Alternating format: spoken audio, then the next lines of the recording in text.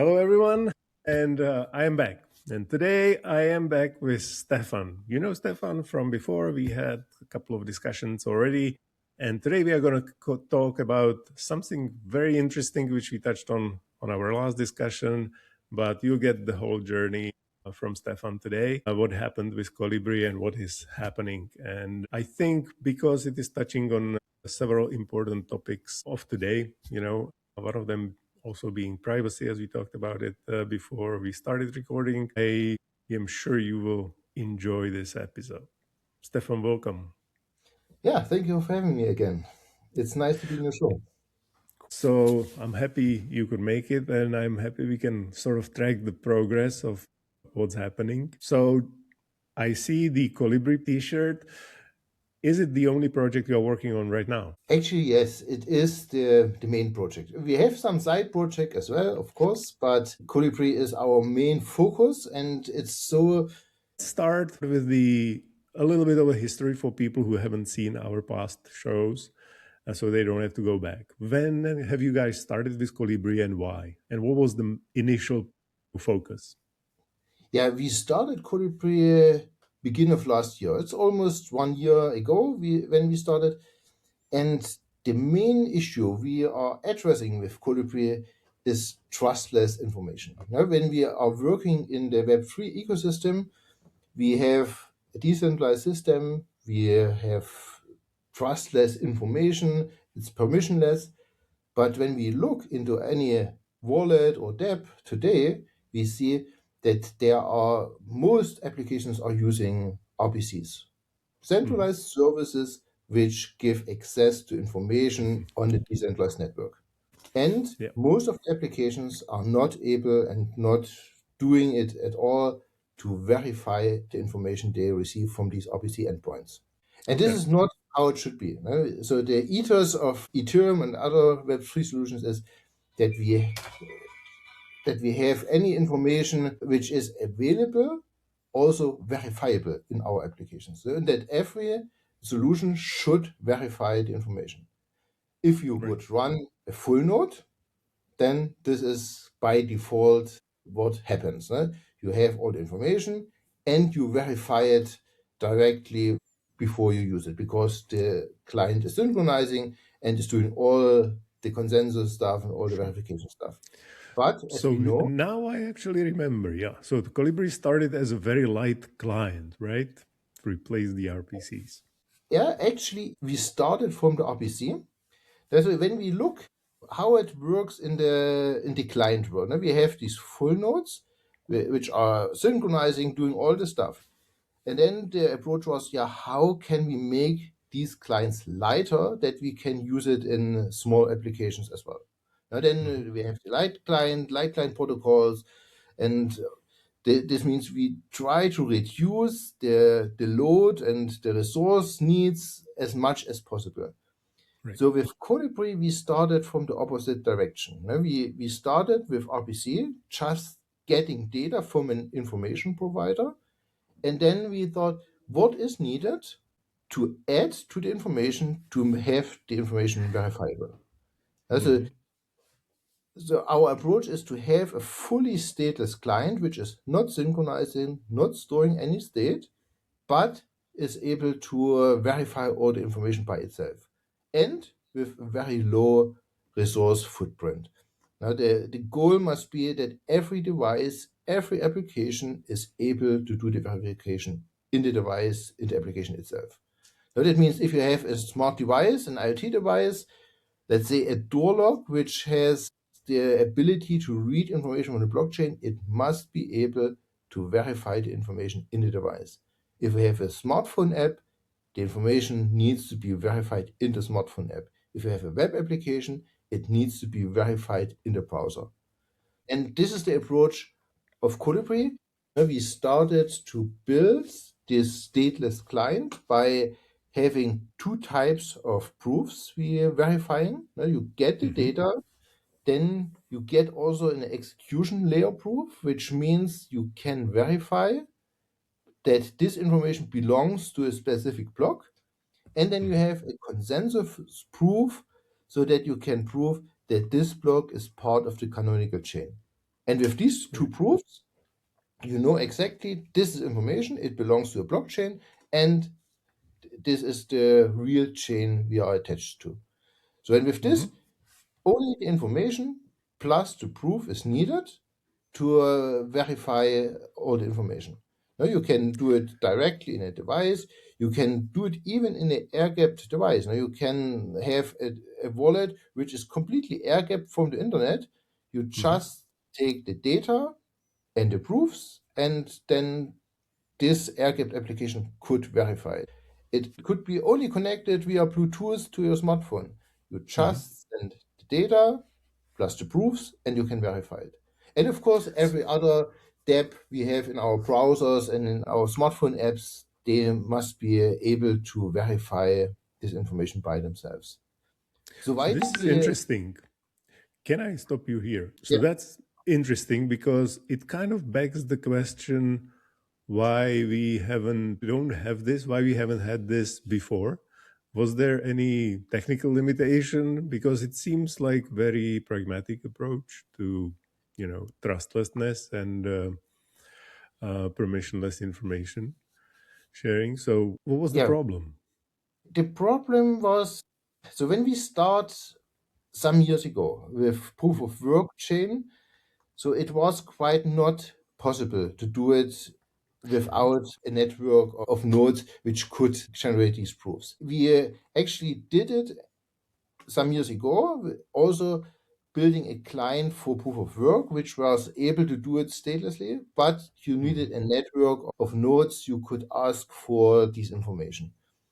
So now with proof of stake, we actually have all the information in the protocol. Now we have the validator committees, so we know the signatures, we have the signatures in the blocks so that we can validate it directly with all the information we get from the blockchain. Okay. Yes, there are some solutions which start to do it. Now you have also other light clients which are working like Helios, and they are good products, but for some applications they are quite too heavy still. Normally a light client synchronizes each block. People don't like applications who read data every 12 seconds. And if you sum this up for a while, this is quite not what applications should look like. They are synchronizing all the time. Of course, you can also stop synchronizing, but then you have to synchronize when you restart the client. Then you have to get in sync before you can request information.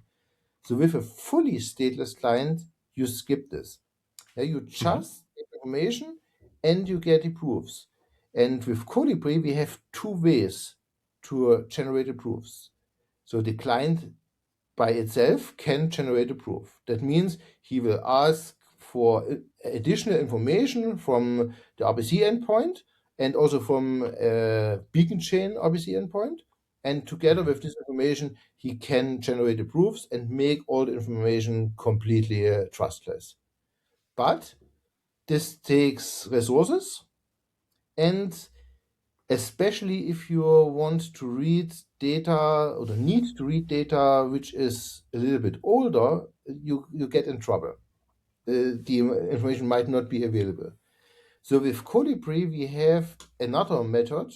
We call it a proof of service. This is also a trustless service, which can provide proofs for information. What that means you get data and you can get proofs from a trustless source, and together you can verify all the information. And this makes it very performant. Question: what prompted you guys to work on a stateless light client?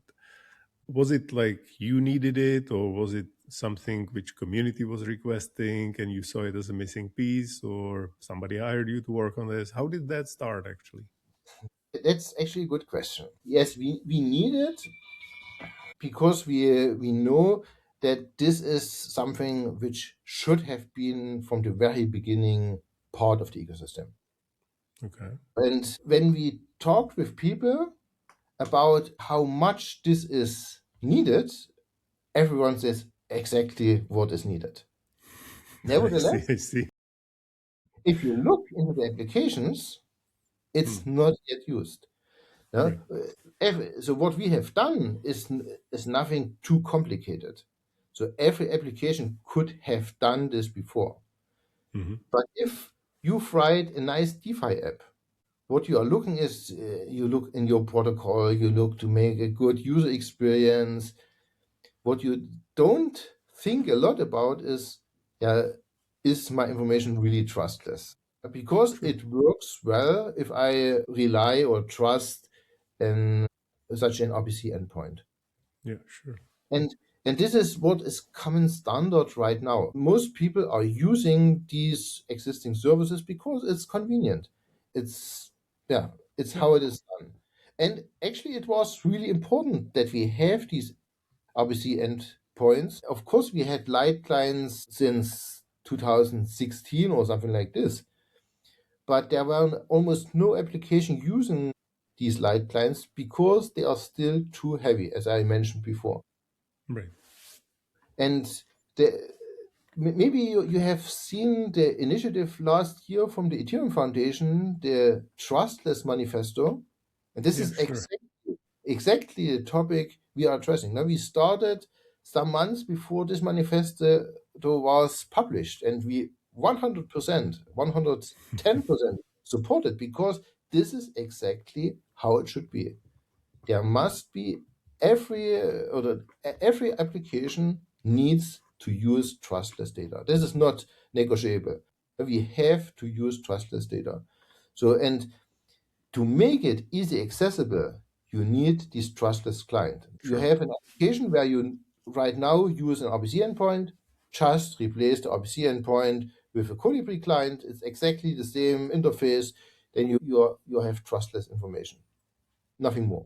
So I assume that after a year of work, you guys managed to integrate with some applications and some teams are using Colibri, and you have some sort of real life feedback from So people. what we did last year was to build all the foundation we need to get integrated. Hmm. What we also added is to have a zero knowledge proof for the complete chain of validator transitions. So which Hmm. makes it very simple. No? You have some bytes, one Yeah, proof, I which remember that. proves that the current validator committee is the valid validator committee. So this we have done last year. No? We built the whole product so that is completely working, and we released last year in November December the productive version of Colibri for Ethereum, and we also I think I released saw the announcement. and then we also MVP for the Gnosis chain so that also for Gnosis chain this is working, and we have also MVPs for the first L2s like optimism based chains so that they also can be validated in Colibri. Hmm. So this has been done last year because we are a small team. Yeah, we focused fully on having this stack available. And Hmm. right now we are integrating in the first wallets. For instance, we are working together with the Ethereum Foundation in the Kohaku project, so that now Okay. Colibri is integrated in Kohaku, and on ECC in some weeks it will be also presented, so that you have inside Kohaku trustless data via the stateless client Colibri beside also Helios and others, so that we can use it in real life applications. And building on top of this, we will go to other wallets as well, so that they can now start to integrate it. Was there any dormant demand for the light client like Colibri, which is basically just waiting for you to having the stack ready for them to use, or do you have to go and kind of persuade people to actually add the trustless part? I think it's a kind of awareness problem in the community. When Okay. the Trustless Manifesto was published last year, I don't remember, was it September or October or something like this? A lot of people applauded. Right? He said, "Wow, that's nice. That's exactly what we need. That's exactly how it needs to be." But we won't do anything for it. And then they go back and continue using the trusted RPC endpoints. So the point is, we need this change of awareness that trustless information is not something which is a nice add-on. It must Hmm. be universal standard. Right. It doesn't need to be Colibri always. There could be other stateless or light clients as well, but it Hmm. needs to be an essential part. And of course, wallets or other dApps, they are not implementing these trustless methods in their application by themselves. But they need a Sure. client which is easy to use so that they can edit and nothing changes inside the application. And Hmm. that's why, yes, when we talk to people, they are excited about Colibri, and we have several teams which say they will now test it, will Hmm. now evaluate it. But yeah, we also get the feedback, and that's interesting that they say even if we know it's essential, it's not the top priority right now because Right. it works. So, and So it's never a top priority when it works. this is something we see in the Web3 world. Unfortunately, Yeah, yeah. It's we, everywhere. we are using compromises because it works and because it's convenient. And if we have some problems, then we solve it Then we complain. or we complain. We complain. And we outlined a lot that this is a real topic to use trusted data. Hmm. And we should change it as soon as possible before we have an issue which needs to be solved. Right. And So do I understand it correctly that basically your main, how to say that, your main client, maybe main user, would basically be all the DeFi dApps which exist, the DeFi dApps, the wallets, wallets obviously, but as all applications which are using RPC endpoints right now, they should switch to use a stateless client in the near future. right. And I assume they can use both, right? So you can have it as a kind of a backup. So this is integrated part of Colibri. No? If you could not get a proof because Mhm. of whatever reason, then you can have a fallback to just take the Right. unverified data. Sure. Right? So there are different ways how to use it. Just coming back to my original question. So, are there any teams we can point to who are already using the stack, even though it's just MVP? Or, The Kohaku wallet is the first integration we have okay, Kohaku done. is Right? good. This will be the Kohaku wallet and the Kohaku SDK have Mm, the integration, and this is or will be published in 2 or 3 weeks at right. EthCC. Got you. And counts. Okay. I know Kohaku was somehow connected with Empire Wallet, the Yes, Bulgarian guys. so Kohaku is forking Empire Wallet. Right. So Okay. I the was shell wrong. extension, the browser extension from Kohaku, and is adding all the things into this extension. Got you. Okay. So that Nice. means if this works well, then also the Kohaku and other wallets can use it. Okay. Empire and other wallets can use it. I understood. So, how do you guys finance the development? So we buy our own decision started with the self-funded part. So we have actually Sure. three states in our development. And we started self-funded because we said, let's start build a product which is really working. And this self-funded part is almost finished now. Hmm. And now we have to go to the community funded part because it's still open source. It's a public good. Sure. Everyone can use it for free. So now Hmm. we are going to work together with communities based on grants so that we integrate it, that we extend it to their ecosystem so that we can build the whole stack for a lot of different L1 and L2 ecosystems. And then we also will start to build products on top of the Colibri technology, which will be fully licensed, which will be a business model for us in the future. I see. I But see. right now, we are in this community funded phase, so that we are looking to cooperate with communities and grant base extend the development of Colibri so that it can be used in a lot of different ecosystems. Got you. Okay, so basically you are still laying the groundwork, but the first part is done. So what is the plan for the next like 3 to 6 months? Obviously, I assume awareness and reach out to different communities to let them know that this exists and get some usage. Yes, actually, we are already in a lot of negotiations, and it's not yet that I can announce it in the public, but Sure. this will be announced, I think, in the next weeks or months, so that also bigger communities want to integrate it into their stack so that they can switch from trusted data into trustless information for the ecosystem, for applications in the ecosystem. And a second focus we are working on right now is the privacy. Right, the privacy part. Let's And talk I about think that. this is something we really need to also have a look at. So when we talk about privacy in Web3, what are you thinking first about it? Now you think about private transactions, Yeah. mixers, or shielded transactions like Tornado Cash, Railgun, and others. This True. is what comes into the mind of most people when they think about privacy. But actually, this is not the full picture of privacy. When we go to the other side, then we have the transmission or the transport privacy. No?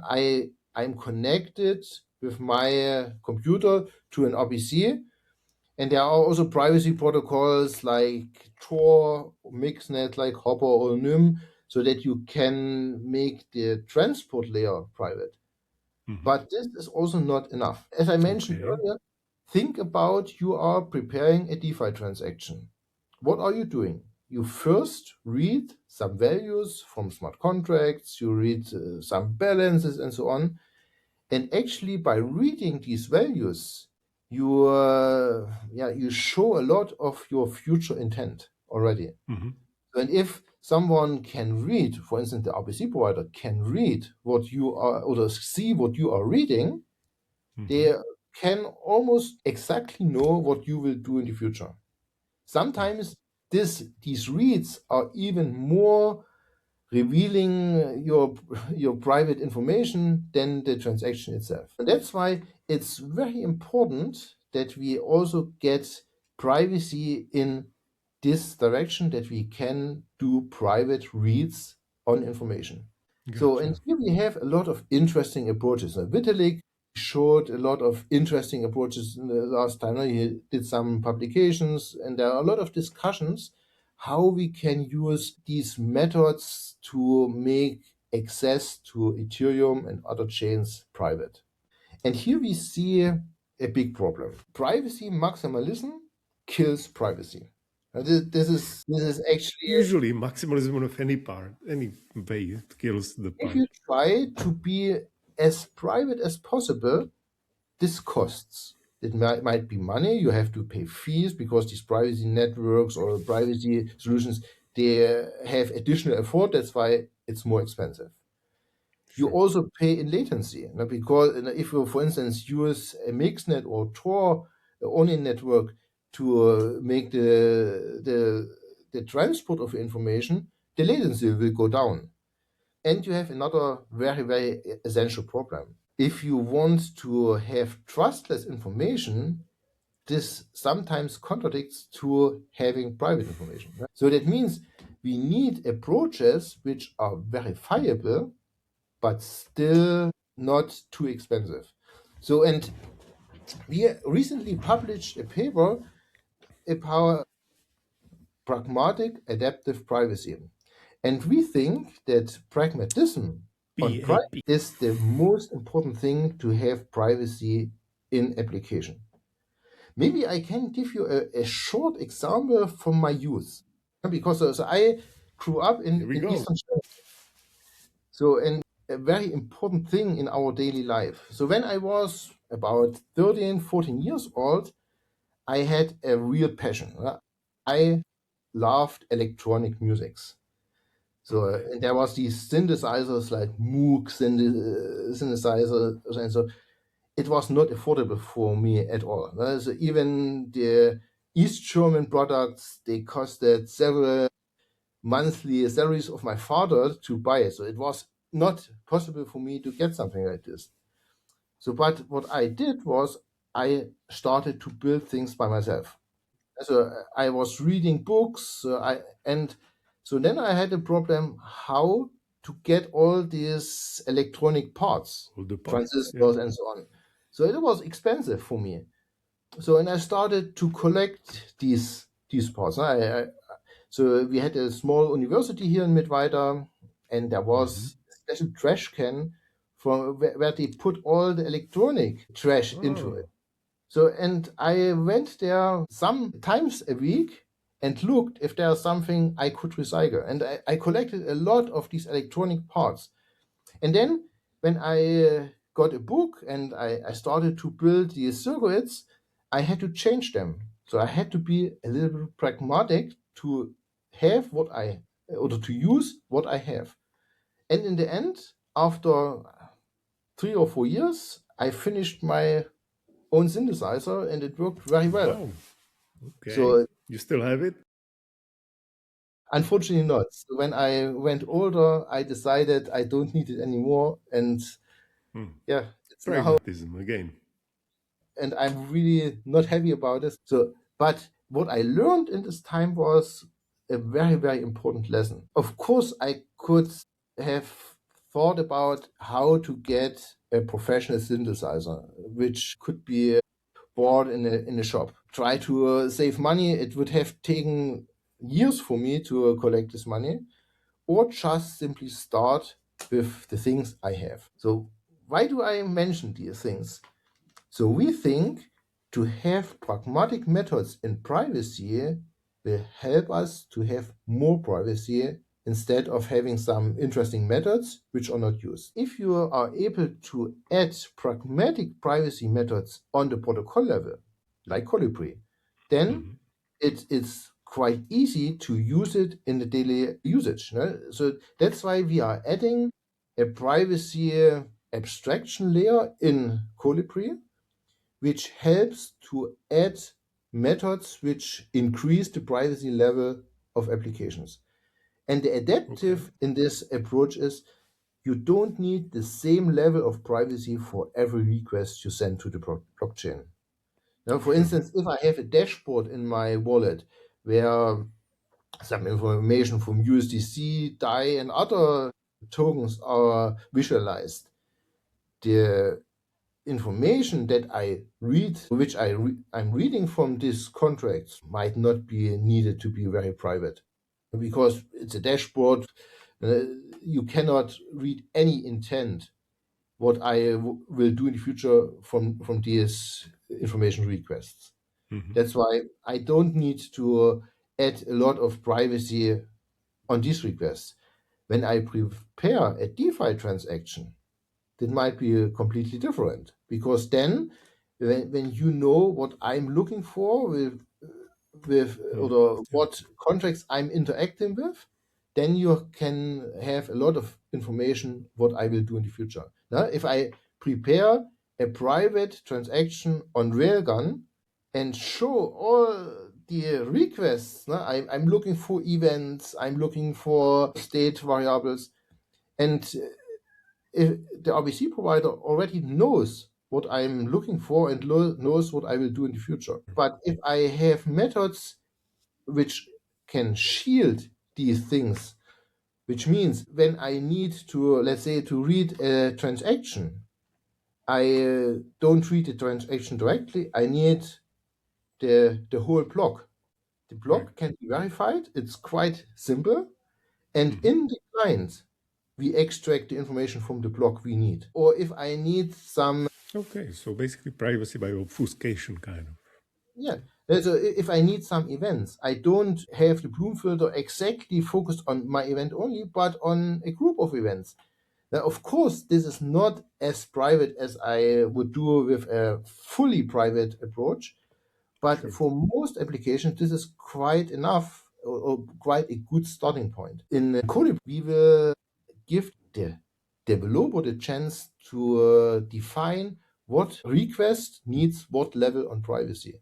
And then maybe a lot of information are requested directly, and essential information will be requested with a level of privacy. And here we are using a matrix. So we have the transport layer and we have the content layer. So, and you can have content completely private, but don't need too much to save your identity or in another way, so that you can combine all these methods to what you need for this transaction or for this request. And then with this, Okay. it becomes a pragmatic framework. It's not as private as a pure or ORM approach, yes, Sure. but it's much more private than reading the data directly from an RPC endpoint. And it completely aligns with the trustless approach. Every information we are reading in our privacy layer is verifiable. Maybe we verify a bigger amount of data or a bigger block of data, but it's fully verified. And we don't make any compromises on the side of verification, but we add on top some privacy methods. Interesting. Were there any reactions on you publishing the pub paper, like the shortcut PAP? The paper was soft launched, no? So we did not yet make a lot of noise Noise about it. about. It will start now. We also just building a prototype. This is what we are doing right now in the background, so that Okay. we already can show how it will work. I'm a really big fan of not publishing Show, ideas. don't tell. We want to have something which can really be tested and analyzed, so that we can show this approach is not just a theory, it's not a nice idea beside a lot of other nice ideas, is something which is really usable. And it's, of course, it's not ready, it's not fully implemented everything, but at least a prototype MVP needs to be finished before we publish it. So will the prototype be ready for ECC? I cannot fully promise, Okay, okay. I'm just asking.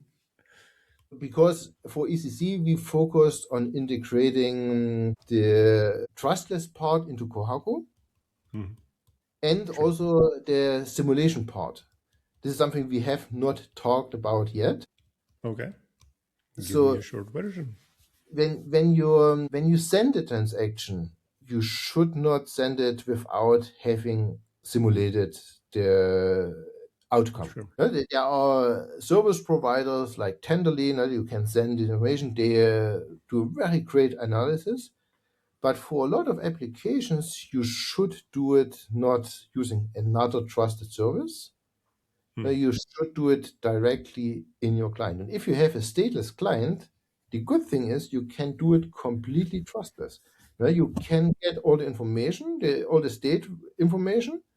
Then you do the simulation with your internal EVM and get a result. And then you can analyze the result and verify that everything is as it was intended.